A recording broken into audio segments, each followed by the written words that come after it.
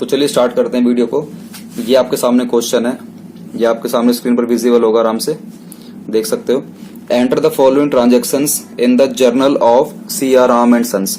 CR Ram and sons की journal में आपको ये काफी सारी ट्रांजैक्शंस हैं, आपको ये रिकॉर्ड करनी है।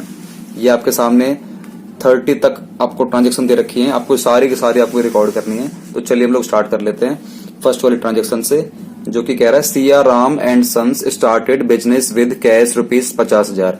CR राम ने स्टार्ट करा है बिजनेस। मैं आपके सामने एक एग्जाम्पल इसको सिखाने से पहले ना आपके सामने डायग्राम फ्रेम करता हूं।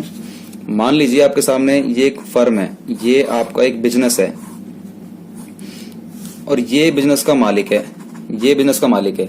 इसका नाम है CR राम, इसका नाम है CR राम। इसने हमारे इस बिजनेस में डाले हैं 50,000 रुपए। तो CR राम ने क्या करा, 50,000 रुपए डाल दिए बिजनेस के अंदर और अब हो रहा है बिजनेस स्टार्ट। तो ये पैसा जो डाले हैं CR राम ने, तो ये पैसा इसके अंदर आ गया होगा, बिजनेस के अंदर ये 50,000 रुपए आ गए होंगे। अब ये जो बिजनेस है इस 50,000 रुपए को यूज करेगा, इससे सामान खरीदेगा, बेचेगा, सैलरी पे करेगा, वेजेस पे करेगा, कमीशन लेगा, भी बहुत सारे काम करेगा। तो पहले कह रहा है कि CR राम ने पैसा डाला और कर दिया बिजनेस को स्टार्ट। अब आपको मैंने सेकंड पार्ट में, अगर आपने हमारा सेकंड पार्ट नहीं देखा हो तो प्लीज जाकर देख लेना, उसमें मैंने आपको बताए थे कुछ रूल्स। तो उन्हीं रूल्स के हिसाब से हम लोग एंट्री करने वाले हैं। तो मैं ये 8 रूल लिखे हुए हैं, आपको ध्यान से देखने हैं। इन्हीं 8 रूल के हिसाब से आपका पूरा चैप्टर खत्म हो जाएगा। बिजनेस के अंदर कुछ भी आएगा उसको डेबिट कर देना, बिजनेस से अगर कुछ भी जाएगा तो उसको आप क्रेडिट कर देना, बिजनेस के जितने भी एसेट्स हैं उसको डेबिट कर देना, बिजनेस के जितने भी लायबिलिटीज हैं उनको आप क्रेडिट कर देना, बिजनेस के जितने भी खर्चे या लॉस होने वाले उनको डेबिट कर देना, बिजनेस के जितने भी इनकम्स हैं या गेन्स हैं आप उनको क्रेडिट कर देना, और बिजनेस में अगर कोई भी इंसान पाने वाला है तो उसको डेबिट कर देना और जो देने वाला है क्रेडिट कर देना। तो चलिए हम लोग स्टार्ट करते हैं। ये रूल्स आपके सामने ही रखे हुए हैं, आप लोग यहाँ पर देखते रहना और हम लोग स्टार्ट करते हैं क्वेश्चन से। पहला, CR राम ने 50,000 रुपए लगाए और बिजनेस कर दिया इसने स्टार्ट। अब बताओ इस के हिसाब से आपको बिजनेस के हिसाब से एंट्री करनी है। बिजनेस में पैसा आ रहा है, 50,000 रुपए आ रहे हैं, तो मैंने बोला जो भी चीज आपके बिजनेस में आएगी हम उसको डेबिट करेंगे। हमारे पास क्या आ रहा है, कैश आ रहा है, तो मैं कैश को डेबिट कर दूंगा। और आने वाले समय में इन फ्यूचर ये जो हमारा बिजनेस है कभी ना कभी अपने मालिक को पैसे वापस करेगा, तो इसकी क्या बन जाएगी, लायबिलिटी, कि मेरे को कभी ना कभी पैसे वापस करने हैं। और लायबिलिटी का हमेशा कौन सा बैलेंस होता है, क्रेडिट। तो चलिए हम लोग इसको फ्रेम कर लेते हैं आंसर शीट में। किस तरीके से करना है एक बार दिखा देता हूं मैं आपको। ये आपके कॉलम बनने वाले हैं इस तरीके से, journal of CR Ram and sons, date का, पर्टिकुलर्स का, ledger folio, amount debit, amount credit, और ये 1 का कोई चक्कर नहीं है, ये सिर्फ हमारे पेज नंबर के लिए है। और इस तरीके से आप ये कॉलम फ्रेम कर लेना।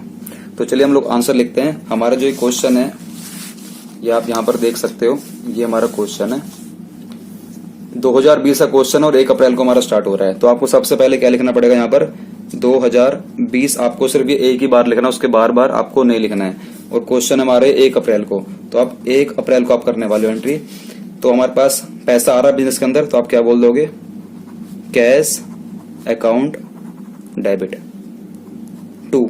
टू इसे लिखते हैं ताकि हम लोग ये स्पेसिफाई कर सके कि हमारी एंट्री क्रेडिट वाली है। और 2 जब भी आप लिखोगे थोड़ा सा ना स्पेस रख लेना, तो cash account debit to capital account,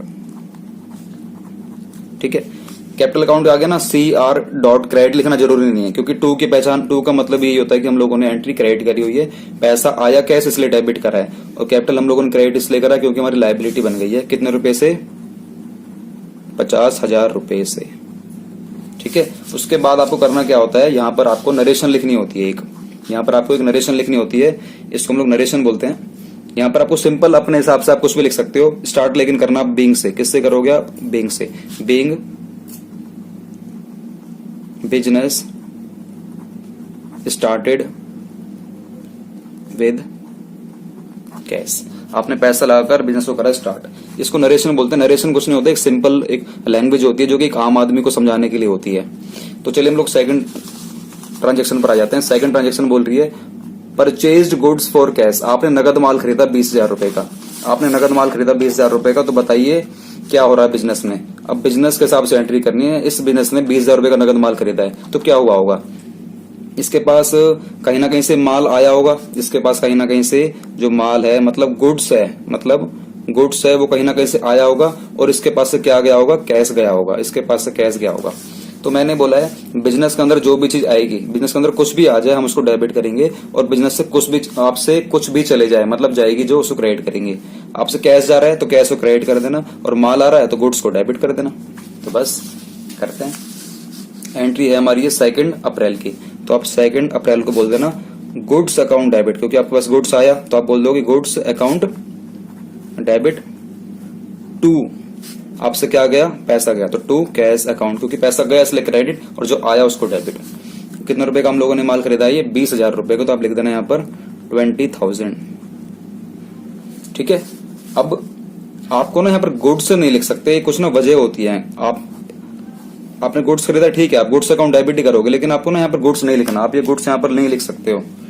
आप कहोगे फिर हम लोग क्या लिखेंगे, फिर आप यहाँ पर गुड्स नहीं लिख सकते हो। इसके पीछे वजह ये क्योंकि इसका ना एक टेक्निकल वर्ड जो कि हम लोग अकाउंट्स में यूज करते हैं, आपको वही यूज करना पड़ेगा, जिसका नाम है परचेजेस, जिसका नाम है परचेजेस, मतलब purchases account debit to cash, आपको ये लिखना पड़ेगा। और नरेशन तो आपको पता ही है, being goods purchased for cash, आपको ये लिखना है। ठीक है। थर्ड एंट्री पर आते हैं, जो कि 4 तारीख को हो रही है। 3 तारीख को आपका माल नहीं खुला होगा या नहीं बिका होगा या कुछ भी हो सकता है। 3 तारीख को बिजनेस नहीं खुला होगा, लेकिन 4 तारीख को क्या हो रहा है, परचेज गुड्स फ्रॉम सुभाष, आपने सुभाष से माल खरीदा 12,000 रुपए का। देखो देने वाला कोई भी हो सकता है, वही ये हमारा बिजनेस है, इस बिजनेस ने सुभाष से 12,000 रुपए का माल खरीदा है। तो इसका मतलब ये है कि बिजनेस के अंदर माल तो आया होगा, वही गुड्स आया होगा, ठीक है, और हमसे पैसा गया होगा, ये तो होगा, माल आया होगा और सुभाष को पैसा गया होगा। लेकिन ना आपको एक बात सीखने वाली है, यहाँ पर कह रहा है परचेज्ड गुड्स फ्रॉम सुभाष। देखो जब भी आप ना, एक बात मेरी याद रखना, जब भी आपको कभी भी नरेशन में, इस वाली एडजस्टमेंट में, इस वाली ट्रांजेक्शन में जब भी नेम लिखा जाए, जब भी नेम लिखा जाए तो समझ जाना आपने इससे उधार माल खरीदा है। तो जब आप उधार माल खरीदोगे तो ये बात तो पक्की, आपके पास जो भी चीज आएगी डेबिट करोगे, तो गुड्स आया डेबिट कर दूंगा, जो चीज जाएगी उसको क्रेडिट करूंगा। अगर आपसे कैश जाता तो मैं कैश को क्रेडिट करता, लेकिन अभी तुम्हारे पास सुभाष के पास कुछ गया ही नहीं, तुम्हारी लायबिलिटी बन जाती है कि कभी ना कभी उसको मैं पैसे वापस करूंगा। तो लायबिलिटी हमेशा नेम से आती है, लायबिलिटी जो होगी हमेशा नेम से आती है, जो असेट्स होती है ये हमेशा नेम से आती है, याद रखना। जो खर्चा या लॉस होगा ये हमेशा नेम से आएगा, इनकम और गेन्स हमेशा नेम से आएंगे, ये आपको याद रखना है। नेम मतलब होता है जिसका नाम, जैसे कि माल आया तो गुड्स अकाउंट डेबिट और हमसे क्या गया, पैसा, तो कैश क्रेडिट हो जाएगा, लेकिन यहाँ से पैसा हमसे गया नहीं है ना, सुभाष को पैसा जाना है कभी ना कभी, तो सुभाष का नाम आ जाएगा। तो बस कर लेते हैं हम लोग 4 तारीख की एंट्री। तो 4 तारीख को बोल रहा है हम लोगों ने परचेज गुड्स फ्रॉम सुभाष 12,000, तो आप क्या बोलने वाले हो, परचेज अकाउंट डेबिट, क्योंकि माल आया टू सुभाष। एक बात याद रखना, सुभाष के आगे ना, नाम के आगे कभी भी अकाउंट नहीं आता। जैसे आप देख रहे हो ना, यहाँ पे अकाउंट लिख रहा हूँ, अकाउंट, नाम के आगे, एक बात याद रखना, नाम के आगे कभी भी यहाँ पर अकाउंट नहीं आएगा, नाम के आगे कभी अकाउंट आता ही नहीं है, इस बात को दिमाग में रखना। और आपने सुभाष से माल खरीदा 12,000 रुपए का, तो यहाँ पर आप क्या लिखने वाले हो, 12,000 रुपए। ठीक है, जैसे 12,000 रुपए लिख दोगे, नरेशन लिख देना आप। बिंग क्या करा आपने, सुभाष से माल खरीदा ना, तो बोल दो Bing goods purchased from Subhash. ठीक है, अब हम लोग चलते हैं अगली एंट्री पर, जो कि बोल रहा है 5 अप्रैल को परचेज्ड फर्नीचर फॉर कैश 6,000। आपने नगद फर्नीचर खरीदा 6,000 रुपए का। अब मैं आपको ना इस तरीके से नहीं बताऊंगा, आपको दिमाग लगाना होगा।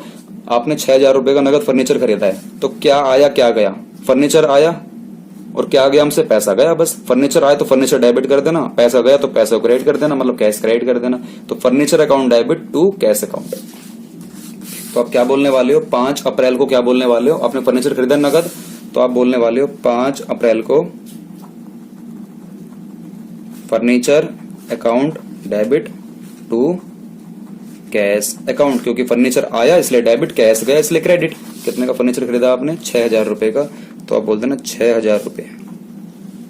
नरेशन आपको पता ही है, बीइंग से शुरुआत होती है हमेशा, being furniture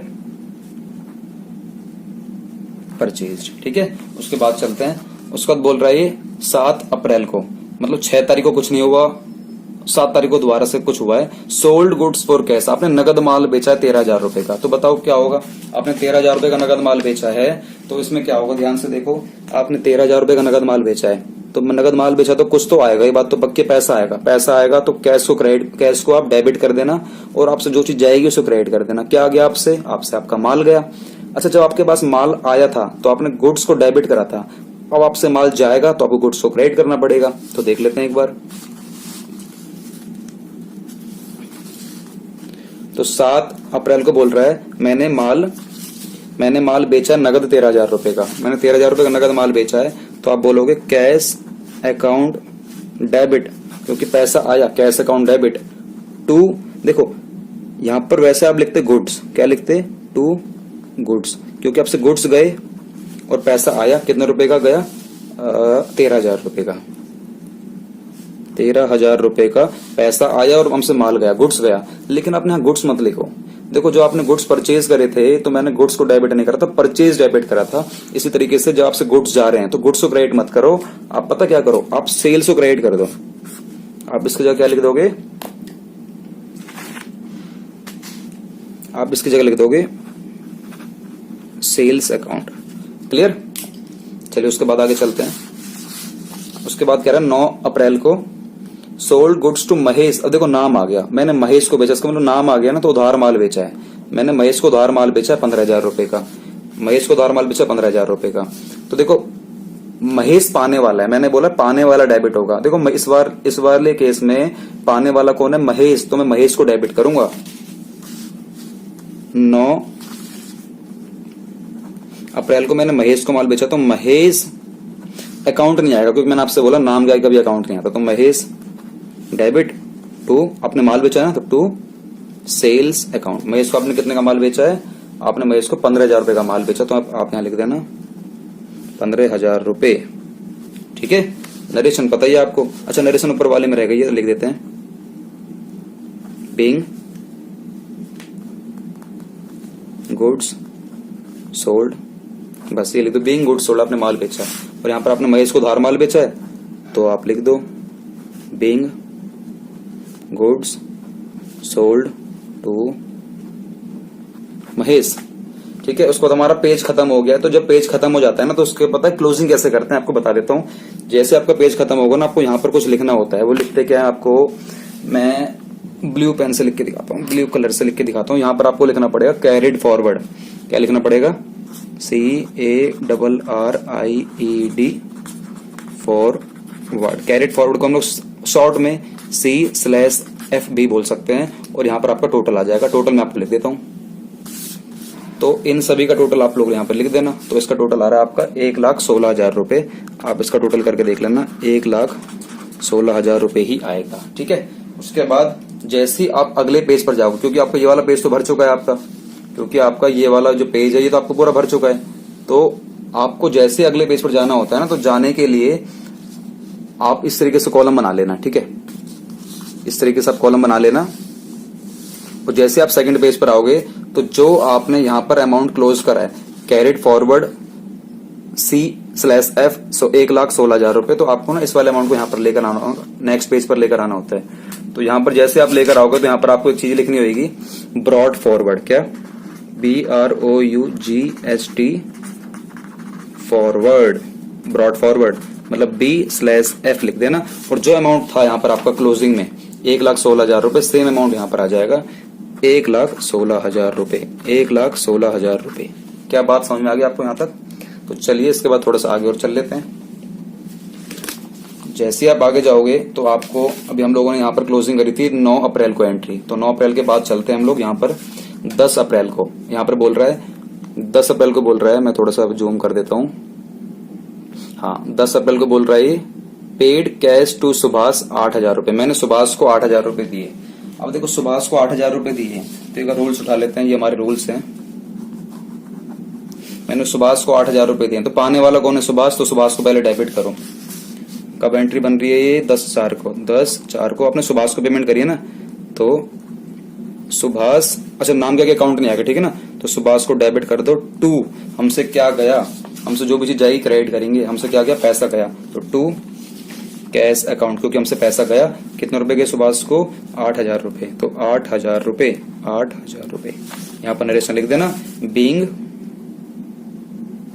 amount paid to Subhash. ठीक है, उसके बाद क्या रहा है, 12 अप्रैल को रिसीव्ड कैश फ्रॉम महेश 10,000। इस बार मेरे को महेश से मिले हैं 10,000 रुपए, मुझे मिले हैं तो मेरे पास कुछ चीज आएगी, मेरे पास क्या आएगा, पैसा आएगा, कैश आएगा। तो कैश को डेबिट कर दूंगा और जो देने वाला है उसको मैं क्रेडिट कर दूंगा। देने वाला कौन है, देने वाला हमारा 12 तारीख वाली एंट्री में महेश है, तो कोई दिक्कत नहीं, महेश को क्रेडिट कर देंगे।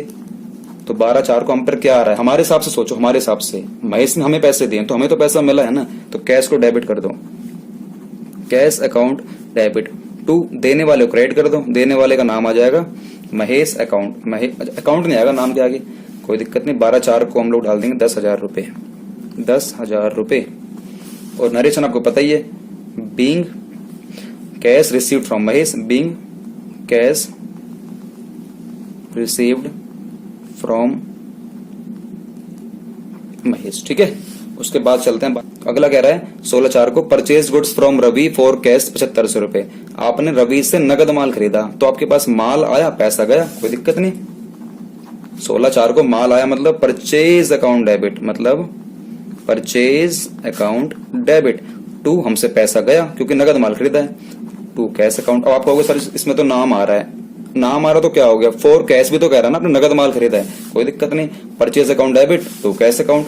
16/4 को बोल रहा है मैंने 7500 रुपए का माल खरीदा है, तो यहाँ पर लिख देना 7500 रुपए। ठीक है, उसके बाद चलते हैं 16/4 के बाद 17/4 को बोल रहा है purchase goods from Ravi 5,000। Purchase goods from Ravi 5,000, यहाँ पर फॉर कैश नहीं बोल रहा है, इसका मतलब है कि नाम आ गया। तो उधार माल खरीदा आपने रवि से 5,000 रुपए का, आपने रवि से उधार माल खरीदा है 5,000 रुपए का, तो आप क्या बोलने वाले हो, परचेज अकाउंट डेबिट टू। देखो नगद खरीदते तो कैश आता, उधार खरीदा तो नाम आ जाएगा टू रवि, लेकिन अकाउंट मत लिखना इसके आगे। आपने माल खरीदा है 5,000 रुपए का नगद, और उधार खरीदा है 5,000 रुपए का, तो 5,000 रुपए हमारा यहां पर आ जाएगा। ठीक है, और यहां लिख देना आप नरेशन में being purchased goods on credit. आपने क्रेडिट मतलब उधार माल खरीदा है, नरेशन इसकी भी रहेगी हमारी, being goods purchased for cash. ये नरेशन आप लोग अपने हिसाब से भी लिख सकते हो, जरूरी नहीं जो मैं लिख रहा हूं आपको वही लिखनी है, आप लोग अपने हिसाब से भी, अपने कन्वीनियंस के हिसाब से भी लिख सकते हो। 17/4 के बाद बोल रहा है 18/4 को sold goods to Suresh for cash. मैंने सुरेश को नगद माल बेचा है 12,600 का, तो 18/4 को मैंने सुरेश को नगद माल बेचा है, कितने का बेचा मैंने, मैं इसको थोड़ा सा पेज फोल्ड कर लेता हूं ताकि आपको थोड़ा दिखाई दे जाएगा आराम से। अब ठीक है, मैंने 18/4 को सुरेश को नगद माल बेचा 12,600 का, तो कोई दिक्कत नहीं, पैसा आएगा ना मेरे पास, तो कैश अकाउंट डेबिट कर दूंगा, कैश अकाउंट डेबिट टू, देखो नगद माल बेचा ना तो पैसा आया और माल गया, तो टू सेल्स अकाउंट। 18/4 को मैंने 12,600 का माल बेचा तो पैसा आया 18,600 और मेरे से सेल हो गई 18,600 की, लिख देना यहां पर बीइंग गुड्स सोल्ड, इतना लिख देना काफी है। उसके बाद क्या रहा है 19/4 को आगे चलते हैं, सोल्ड गुड्स टू सुरेश 7,000। मैंने सुरेश को 7,000 का माल बेचा है, सुरेश को मैंने 7,000 का माल बेचा है 19/4 में, सुरेश को मैंने 7,000 का माल बेचा है, तो उधार बेचा होगा नाम आ रहा है ना, तो Suresh debit to sales account. Suresh को मैंने माल बेचा तो सुरेश डेबिट टू सेल्स, मैंने सुरेश को माल बेचा 7,000 रुपए का, तो यहां पर कितना अमाउंट आ जाएगा 7,000 रुपए, तो लिख देना being goods sold to Suresh. ठीक है, उसके बाद 19/4 के बाद बोल रहा है 20/4 को बॉट मशीनरी फॉर कैश। मैंने नगद मशीन खरीदी 8,000 रुपए की, मैंने नगद मशीनरी खरीदी 8,000 रुपए की, तो मशीन आई है तो जो भी चीज आएगी डेबिट करते हैं, तो मशीन को डेबिट कर दो, मशीन अकाउंट डेबिट टू, नगद खरीदे तो पैसा गया कैश अकाउंट, पैसा गया क्रेडिट, मशीन आई डेबिट, कितने रुपए की 8,000 रुपए की, तो 8,000 रुपए यहां पर आ जाएंगे और 8,000 रुपए यहां पर आ जाएंगे। नरेशन आपको पता ही है, अब बीइंग मशीन परचेज, क्योंकि आपने खरीदी है। उसके बाद देखो पेज खत्म हो चुका है, तो आपको पता ही पेज जब खत्म हो जाता है तो हम लोग क्या करते हैं, हम लोग यहाँ पर आपको जैसे मैंने बताया था पहले, जैसे पेज खत्म हो जाता है यहाँ पर लिखते हैं कैरिड फॉरवर्ड।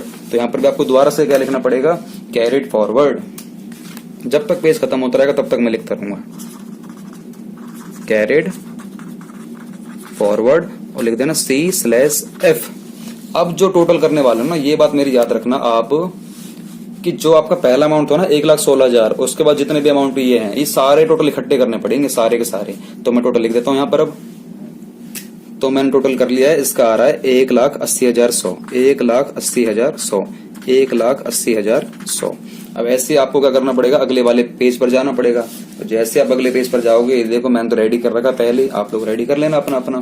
तो यहाँ पर लिखना पड़ेगा वही ब्रॉड फॉरवर्ड, और यहाँ पर लिखना पड़ेगा इस बार अमाउंट 1,80,100 रुपए, 1,80,100 रुपए, 1,80,100 रुपए। उसके बाद चलते हैं हम लोग आगे की, फटाफट से कर लेते हैं। अब हम लोग सारी की सारी एंट्री 20 तारीख के बाद हम लोग आ गए हैं इस पर।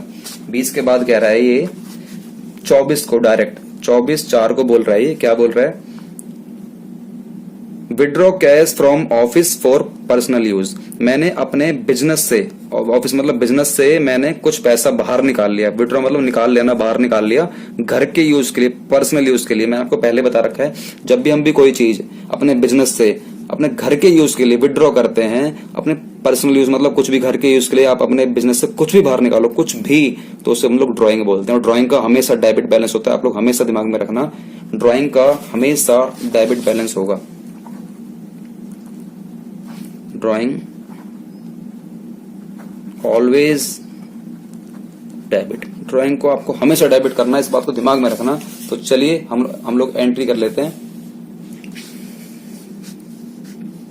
तो 20,000 को एंट्री बनेगी हमारी, ड्राइंग अकाउंट डेबिट। कितना पैसा निकाला आपने बाहर, आपने निकाला है पैसा, नगद निकाला, कैश बाहर निकाला आपने 2500 रुपए। तो आप टू कैश कर देना, कैश अकाउंट 2500 रुपए, ठीक है। और बोल देना नरेशन में बीइंग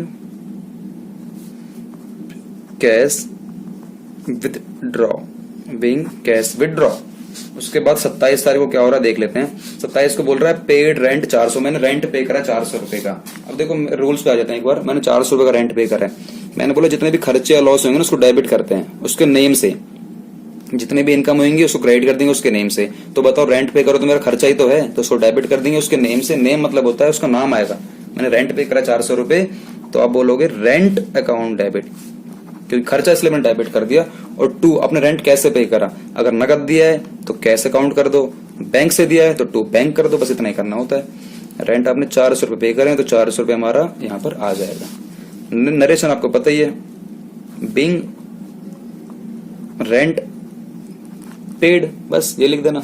उसके बाद 27 तारीख के बाद बोल रहा है 29/4 को पेड वेजेस, मैंने किसी को मजदूरी दी 450 रुपए की, तो कोई दिक्कत नहीं, सेम एंट्री, बस रेंट की जगह क्या आ जाएगा, wages account debit to cash account. Wages खर्चा इसलिए डेबिट कर दिया, पैसा गया इसलिए मैंने क्रेडिट कर दिया, जो कि आपका कितना होने वाला है 450 रुपए। कितना होने वाला है 450 रुपए। नरेशन आपको पता ही है, बीइंग वेजेस पेड। उसके बाद कह रहा 30/4 का बोल रहा है पेड सैलरी टू गोपाल 1200। मैंने गोपाल को सैलरी दी 1200 रुपए की, मैंने गोपाल को सैलरी दी 1200 रुपए की। तो मैंने आपसे बोला जितने भी खर्चे हैं उसके नेम से डेबिट करेंगे। तो सैलरी खर्चा होता, खर्चा खर्चे के नेम से आएगा, और खर्चे का नाम क्या है, सैलरी।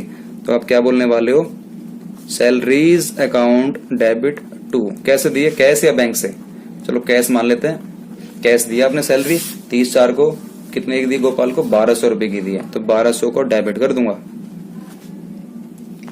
उसके बाद आगे कह रहा है 30/4 को ही कह रहा है कि मेरे को कहीं से कमीशन मिला है 200 रुपए का, कोई दिक्कत नहीं, उसी 30/4 को कमीशन ले लो।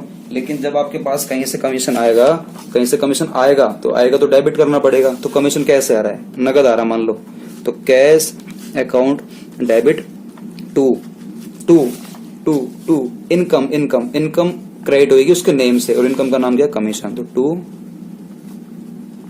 Commission account. कितना कमीशन मिल रहा है? हमें कमीशन मिल रहा है 200 रुपए का, तो बोलते ना cash account debit to commission account 200 रुपए। अब ऐसा कर देंगे हम लोग, टोटल जितना भी आपने लिखा है ना पहले वाला अमाउंट, उसके बाद जितने भी अमाउंट ये आ रहे हैं सभी का टोटल हम लोग यहाँ लिख देते हैं।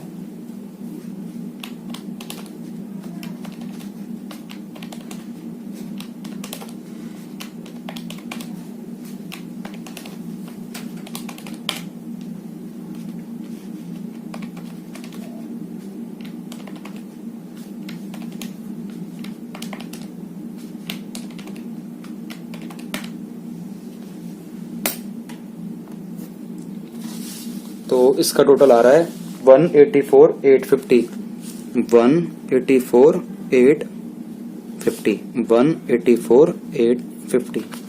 तो लास्ट में क्लोजिंग ऐसे कर देना, टोटल रुपीज लिखकर लिख देना 184,850। तो ठीक है, आज की क्लास हम लोग यहाँ खत्म करते हैं। हम लोग मिलेंगे पार्ट 4 पे।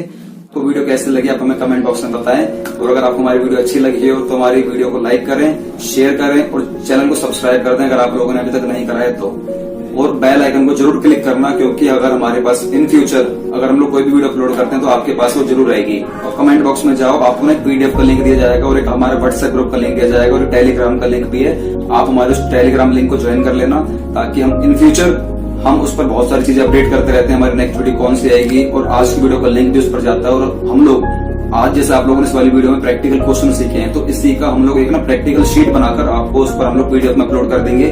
आप वहां जाकर उसको डाउनलोड कर लेना और क्वेश्चन की प्रैक्टिस करना, और उसके आंसर भी आप हमारे पास उस टेलीग्राम ग्रुप में भेज देना, जिससे कि हम उस आंसर को चेक करेंगे और आपकी परफॉर्मेंस को चेक करेंगे और आपका लेवल देखेंगे कि आपको हमारी वीडियो समझ में आ रही है या नहीं आ रही है।